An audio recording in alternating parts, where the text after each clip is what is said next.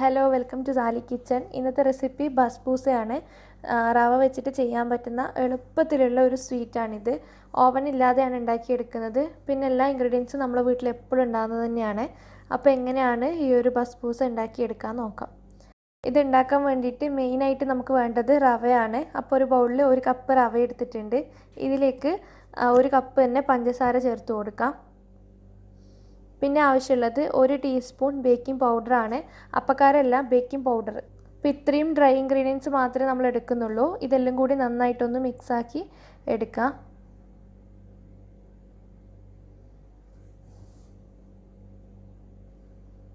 Dry ആയിട്ടുള്ള ingredients ഒക്കെ മിക്സാക്കി എടുത്തിട്ടുണ്ട്.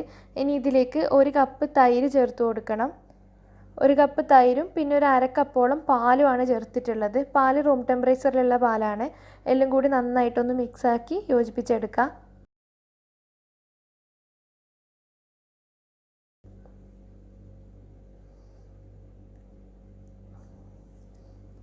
ഒരു 1/2 ടീസ്പൂണോളം വാനില എസൻസ് ആണ് ചേർത്ത് കൊടുത്തിട്ടുള്ളത്. ഇതിലേക്ക് ഇനി ബട്ടർ ചേർത്ത് കൊടുക്കുക. ഒരു 3 ടേബിൾ സ്പൂണോളം മെൽറ്റ് ചെയ്ത ബട്ടറാണ് ചേർത്ത് കൊടുക്കുന്നത്. അതുകൂടി ചേർത്ത് നന്നായിട്ടൊന്ന് മിക്സ് ചെയ്ത് യോജിപ്പിച്ചെടുക്കുക. അപ്പോൾ നമ്മുടെ ബസ്ബൂസയുടെ മാവ് ഇവിടെ റെഡി ആയിട്ടുണ്ട്. ഞാനിതിൽ മുട്ടയൊന്നും ചേർത്തിട്ടില്ല.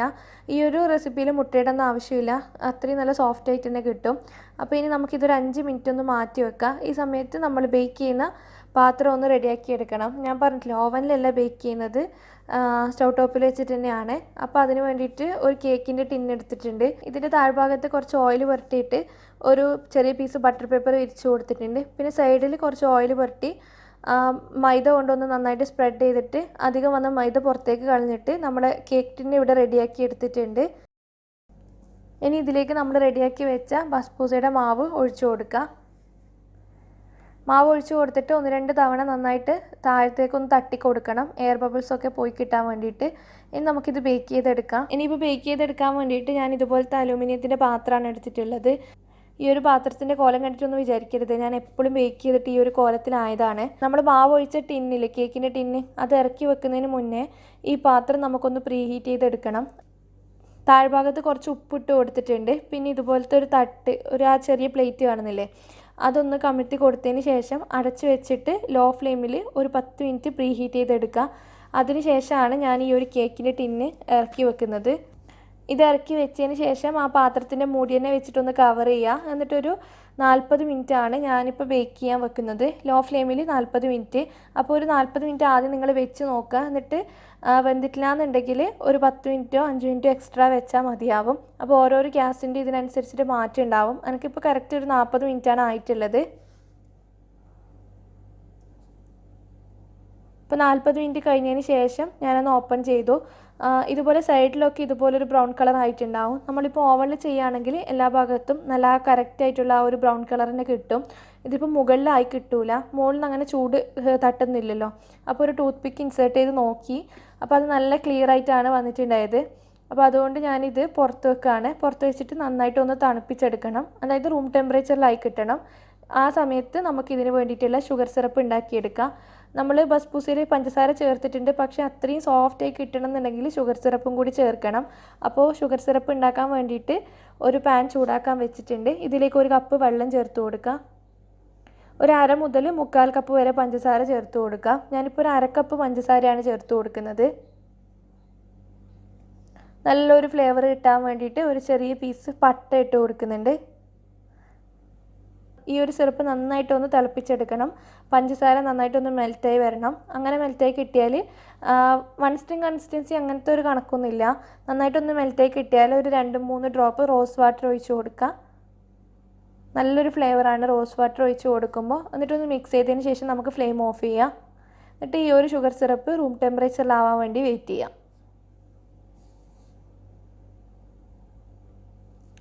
അപ്പോൾ നമ്മുടെ ബസ്ബൂസ റൂം ടെമ്പറേച്ചറിലായിട്ടുണ്ട്. അതുപോലെ തന്നെ ഷുഗർ സിറപ്പ് നന്നായിട്ട് തന്നെ തണുത്ത് കിട്ടിയിട്ടുണ്ട്. ഇതിൻ്റെ മുകളിലേക്ക് ഇത് ഒഴിച്ച് കൊടുക്കുക. ഫുള്ളായിട്ട് തന്നെ ഒഴിച്ച് കൊടുക്കണം, എന്നാൽ മാത്രമേ ബസ്ബൂസ നല്ല സോഫ്റ്റായി കിട്ടുള്ളൂ.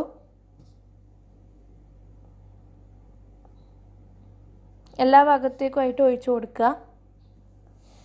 ഇനി ഇതിങ്ങനെ തന്നെ 1 മണിക്കൂർ നമുക്ക് പുറത്ത് വെക്കാം. ഫ്രിഡ്ജിലൊന്നും വെക്കേണ്ട ആവശ്യമില്ല. 1 മണിക്കൂർ മിനിമം വെക്കാം കേട്ടോ. ആ ഒരു ഷുഗർ സിറപ്പൊക്കെ കുടിച്ചിട്ട് നല്ല സോഫ്റ്റായിട്ട് പഞ്ഞി പോലെ ഉണ്ടാവും.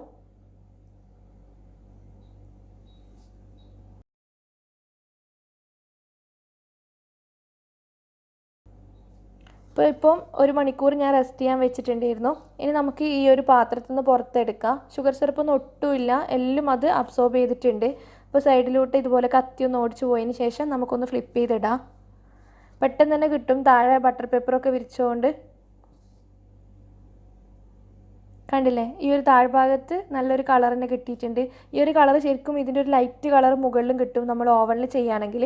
അപ്പോൾ നിങ്ങൾ ഓവനിൽ ചെയ്യുകയാണെങ്കിൽ 180 ഡിഗ്രിയിൽ ഒരു 40 മിനിറ്റ് ബേക്ക് ചെയ്തെടുത്താൽ ഓരോ ഓവനനുസരിച്ചിട്ട് മാറ്റം ഉണ്ടാവേ. നമ്മളെ ബസ്ബൂസ ഇനി ഡെക്കറേറ്റ് ചെയ്തെടുക്കാൻ വേണ്ടിയിട്ട് ഞാൻ കുറച്ച് പിസ്ത പൊടിച്ചതാണ് ഇട്ട് കൊടുക്കുന്നത്. ബദാം ചെറുതായിട്ട് കട്ട് ചെയ്തതും, എങ്ങനെ എന്ത് വേണമെങ്കിലും നിങ്ങളുടെ ഇഷ്ടത്തിനനുസരിച്ചിട്ട് ഡെക്കറേറ്റ് ചെയ്തെടുക്കാം. വേണമെന്നുണ്ടെങ്കിൽ തേങ്ങ ചിരവിയത് ഇട്ട് കൊടുക്കാം. വേറൊരു വേർഷൻ ഉണ്ട് തേങ്ങയും മുട്ടയൊക്കെ ചേർത്തിട്ട് ഉണ്ടാക്കുന്നത്. ഇതെൻ്റെ ഒരു നെയ്ബർ എനിക്ക് പറഞ്ഞു തന്നിരുന്നു. അവർ അറബിയാണ്. ഒരിക്കൽ പെരുന്നാൾക്ക് ഇങ്ങനെ ഉണ്ടാക്കുന്നത് കണ്ടപ്പം ഞാൻ റെസിപ്പി ചോദിച്ചപ്പോൾ പറഞ്ഞു തന്നിരുന്നു. നല്ല സോഫ്റ്റ് ഉണ്ട്. അവർ മുട്ടയും തേങ്ങയും ഒന്നും ചേർക്കലില്ല. അപ്പോൾ അതുപോലെയാണ് ഇപ്പോൾ ഉണ്ടാക്കിയിട്ടുള്ളത്. ഈസി അല്ലേ, നമ്മുടെ വീട്ടിൽ എപ്പോഴും ഉണ്ടാകുന്ന ഇൻഗ്രീഡിയൻസ് തന്നെയാണ്. അപ്പോൾ എന്തായാലും ഒന്ന് ട്രൈ ചെയ്ത് നോക്കാം. മുട്ട കഴിക്കാത്തവർക്കൊക്കെ നല്ല ഇഷ്ടമാവും. അപ്പോൾ ഒന്ന് കട്ട് ചെയ്തിട്ട് കാണിക്കാം.